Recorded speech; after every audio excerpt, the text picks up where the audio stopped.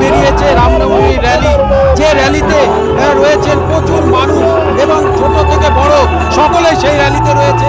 এই র্যালি একেবারে শুরু হয়েছে বালুরঘাটের গান্ধী মূর্তি পাদদেশ থেকে। আমি অমিতকে বলবো একটু ওইদিকে দেখাতে যে এই র্যালির যে কি আকার নিয়েছে সেই র্যালি।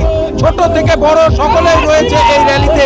আজকের এই র্যালি শুরু হয়েছে গান্ধী মূর্তির পাদদেশ থেকে এবং সেইখান থেকে বালুরঘাট শহর পরিক্রমা করে এই র্যালি এখন শহরের একদম রামনবমীর যে মেলা হয় রঘুনাথপুর এলাকায় সেই উদ্দেশ্যে ছুটে যাচ্ছে।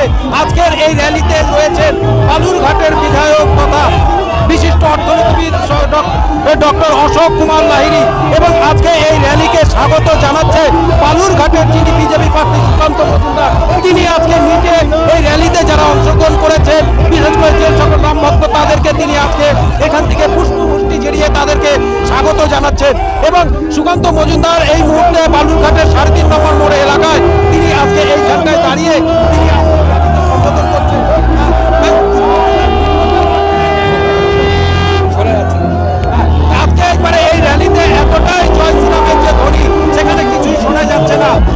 মঙ্গলবার প্রধানমন্ত্রী নরেন্দ্র মোদীর মেগা নির্বাচনী সভা দেখেছেন বালুরঘাট লোকসভা কেন্দ্রের মানুষজন। ঠিক তার পরদিন বুধবার রামনবমীর র্যালিতে জনজোয়ার দেখল বালুরঘাট।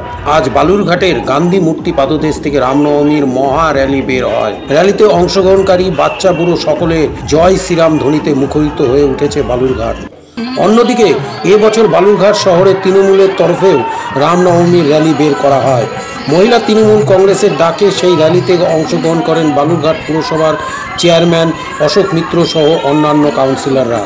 তৃণমূলের সেই র্যালিতে জয় শ্রীরাম ধ্বনি উচ্চারিত হয় এবং সকালে বালুরঘাট হাইস্কুল মাঠ থেকে সেই র্যালি বেরিয়ে বালুরঘাট শহর পরিক্রমা করে।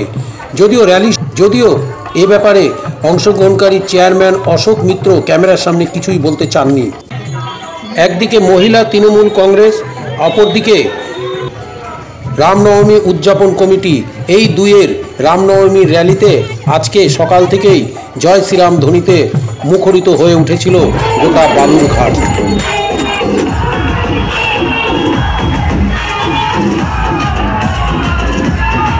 রাম মন্দির প্রতিষ্ঠার পর এই প্রথম রামনবমী পালন, এই যে মানুষের উৎসাহ, সেটাকে কি চোখে দেখছেন? দেখুন, সমস্ত সমাজের মানুষ, সর্বস্তরের মানুষ এবং আমার মনে হয় অন্য ধর্মের মানুষরাও রামনবমীকে নিয়ে ভগবান রামচন্দ্রকে শ্রদ্ধা করে এবং রামনবমী পালন হোক শান্তিপূর্ণভাবে, এটা সব ধর্মের মানুষ চায়।